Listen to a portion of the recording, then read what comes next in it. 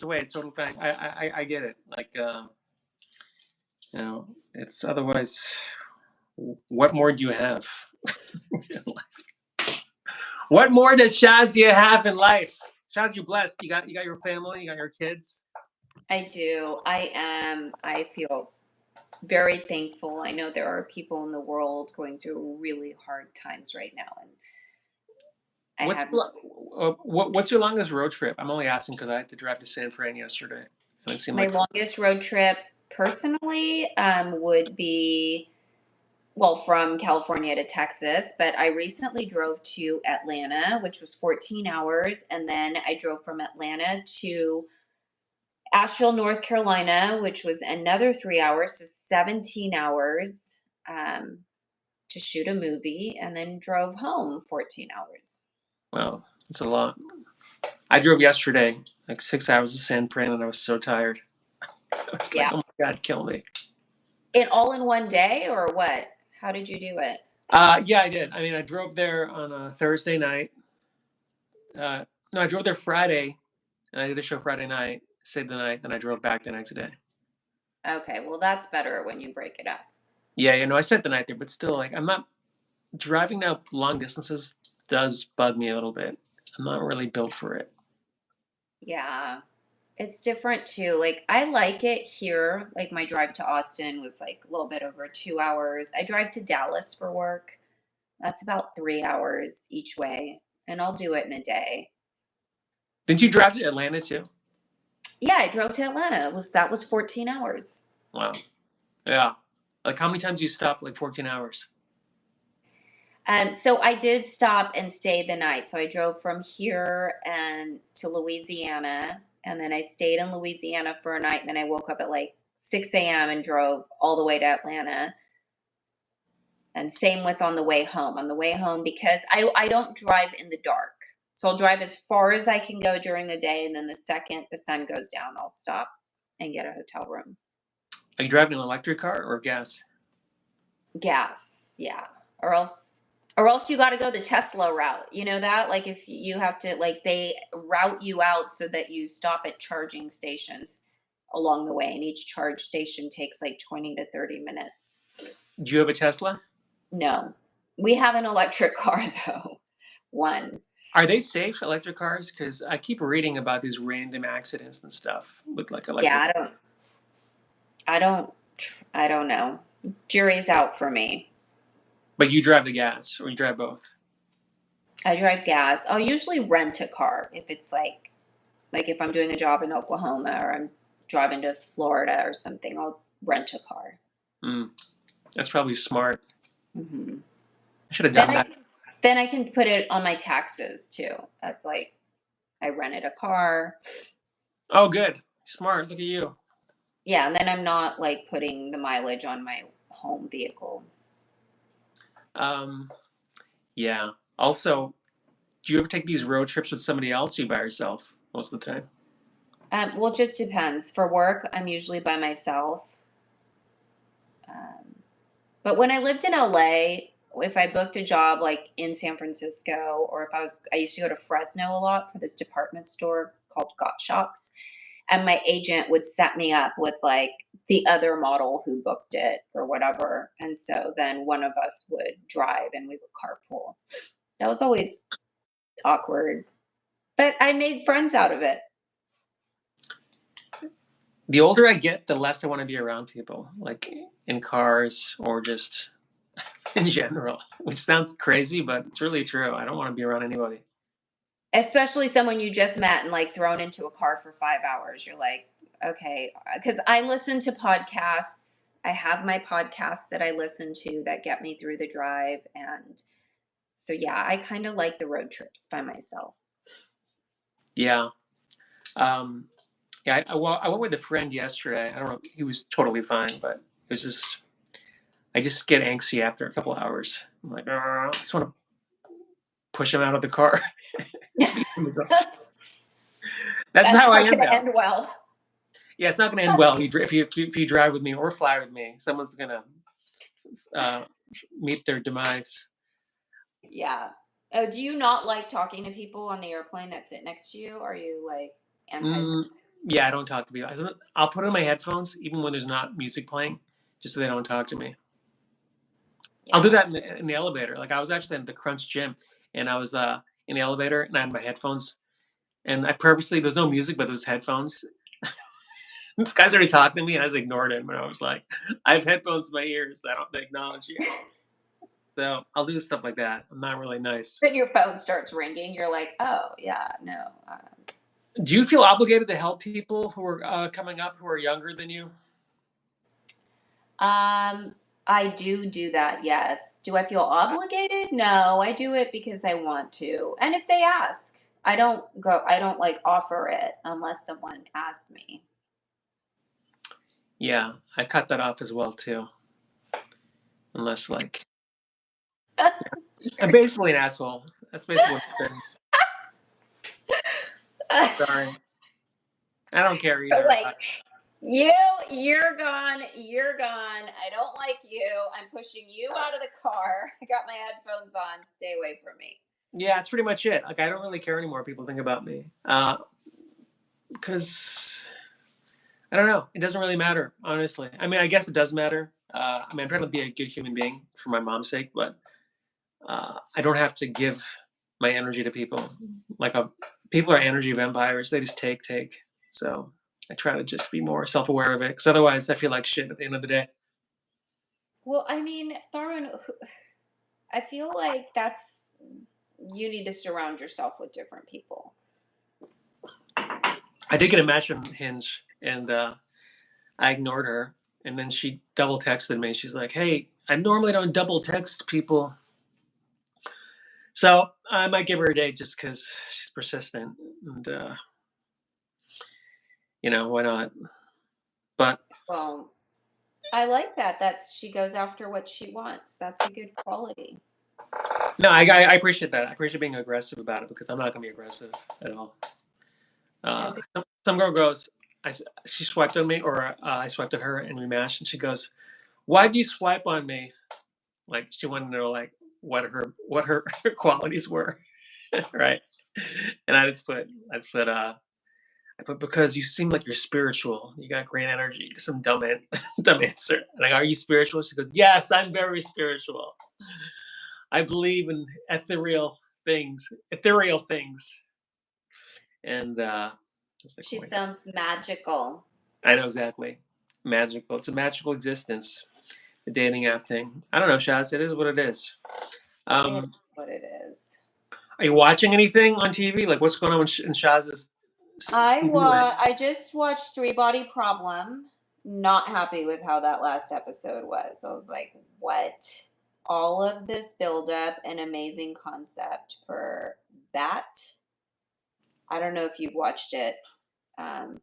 Conceptually, it's really cool, but I don't know. I don't know what did they just give up at the end? They were like, "Yeah, we don't care. Like, it's not going to make any sense." Do you feel So like you have to like study like what's on TV to actually audition and be a part of this business? no, no. I mean, if I get an audition for a show that's on TV, I will research it. I always research who's directing it, and I try and watch something that they've most recently directed, so I just kind of understand their vibe. But yeah, no, I don't. Yeah, I don't either. I don't do any of that stuff. I never have. I never been one of those like, have you watched the classics and blah blah blah. I'm like, no, I watched Bollywood movies growing up. Have you seen any Bollywood movies recently? No, I started watching that documentary. There's some crazy documentaries about women killers in India. Like women, like that one woman who was poisoning all the family members with like her chana and like killing them. And like the sixth family member, they were finally like, we think they're being killed. I'm like, it took 6 people and 15 years of her murdering family members for you guys to catch on.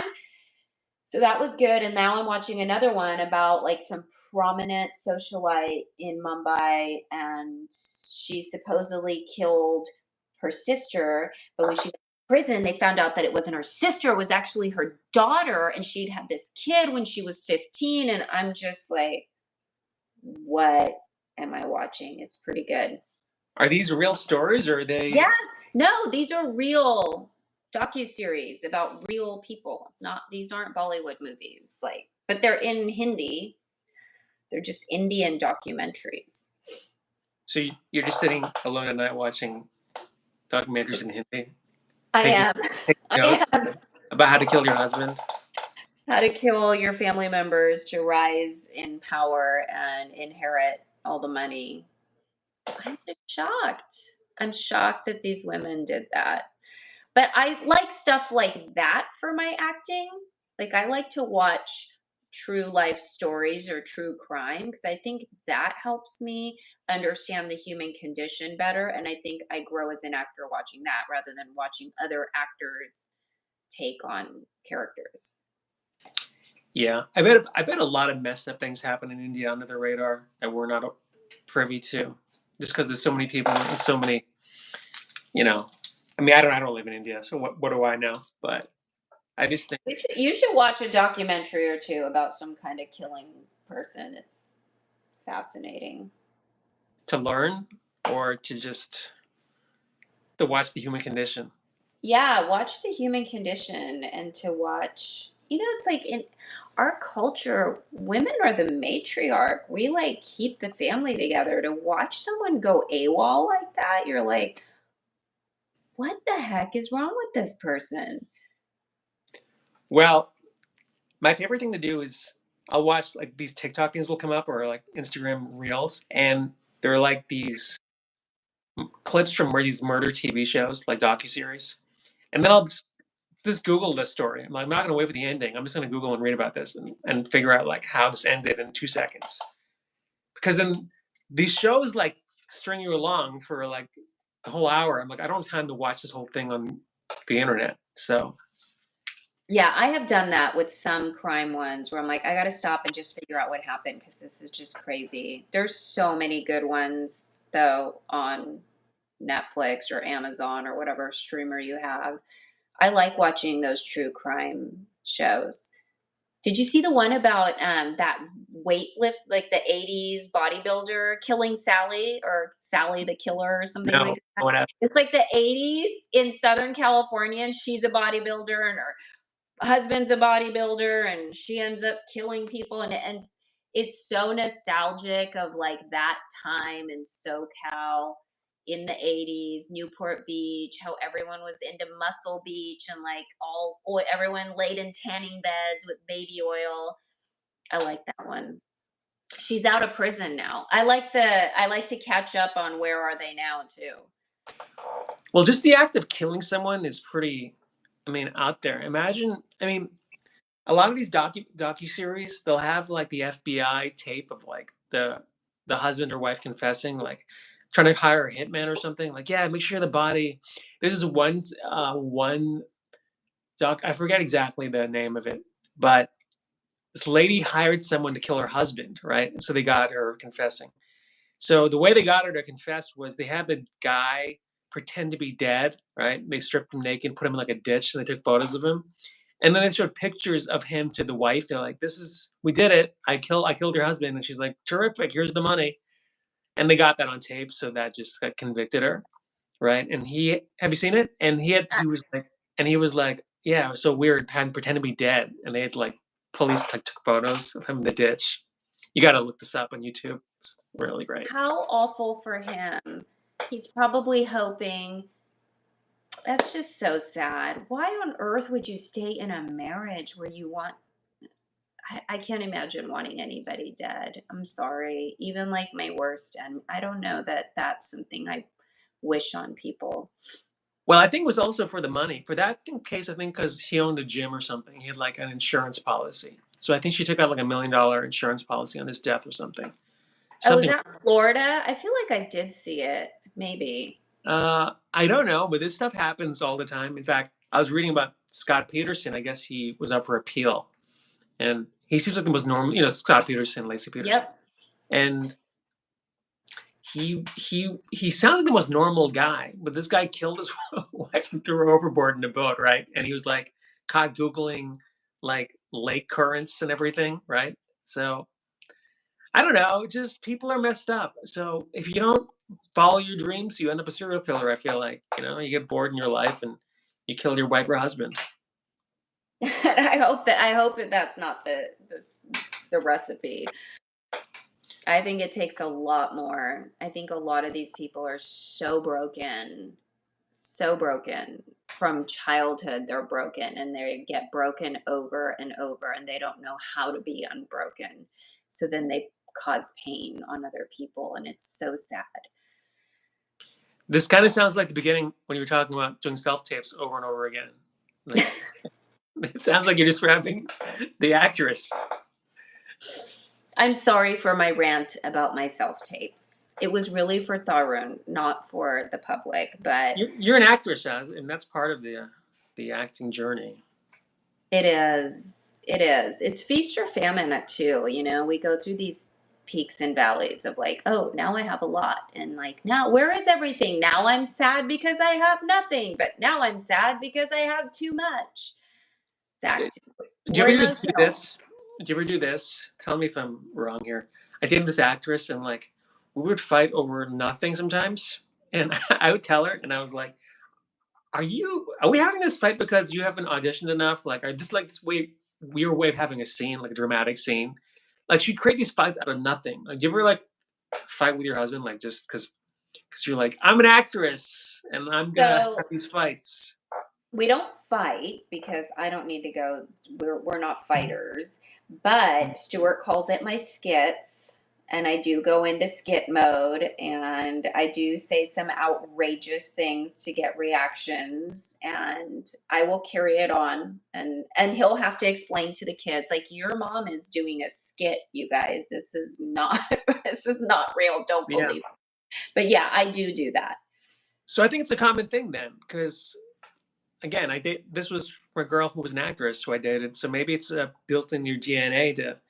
So if you don't have these self-tapes, who else? You will bring anarchy to the earth, scorched earth, everybody around you. There will be a trail of fire wherever Shazia goes. If so, God help us if you ever stop auditioning. You need to keep auditioning, Shaz. I do realize, and I thought about this. I was like, I am an actor and I do love it. And if I wasn't auditioning, like I've tried to leave it so many times. I've tried. I've been doing this since high school and it's something draws me back or someone finds me or someone calls me and says, oh, I have a role for you or something happens. And I'm like, I do love it. I probably would teach it. I probably will like, at some point, I coach other actors, whatever it is, I'm going to probably this is it. I don't need to try and have plan B. Plan A is I'm an actor and I'll find a job within that realm. Yeah, that's great. We'll start wrapping this up, but I had lunch with a very successful comedian and he's always happy. And I don't know how he's always happy because I'm always like kind of miserable.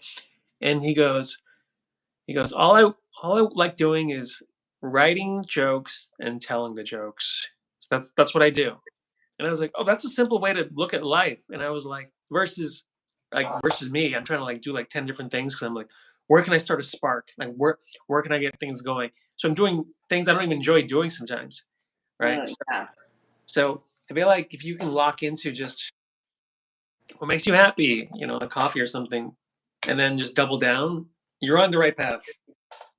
Well, listen, I've got lots of things that make me happy, that interest me. But work-wise, what's always been work for me is the industry. I have to give it props. So whether I have a love-hate relationship with it or, it goes up and down, I think that comes with just the extreme highs and lows that the industry brings. Yeah. And that can also, I think, give you some dimension though as an actress on screen, because who wants to see a boring actress who's never gone through travail? You want to see someone who's been through the grinder. Yeah. They want to see that in the audition. Yeah, no, absolutely. Someone interesting. Yeah. Yeah. Well, Especially nowadays. I feel like it's different. You know, back in like the 90s and early 2000s, they were like, we just want pretty people on TV, like 90210. Like, well, is she pretty? Okay, then can she kind of act? Where now it's like, no, you gotta bring something to the table that's interesting. yeah, that's a good note to end on. Be interesting. Leave it all on the table, whether you're doing a self tape or just in life. Bring something so people hate you or love you or That's none of your business yeah. whether they hate you or love you. You just love yourself and carry on. And if they kill you and dump your body over a boat, then that's just a repercussion of you living your best life. I would hope justice would be done in that case. And scene. Okay, thanks, Chef. Good to see you as always. You too. Good luck with your Thank job, you. with your Thank you. 6,000 self tapes this week, and we'll look for you Thank you. on our TV screens and phones. Okay. I appreciate it. Okay, I'll see you later. Soon. Bye. Bye.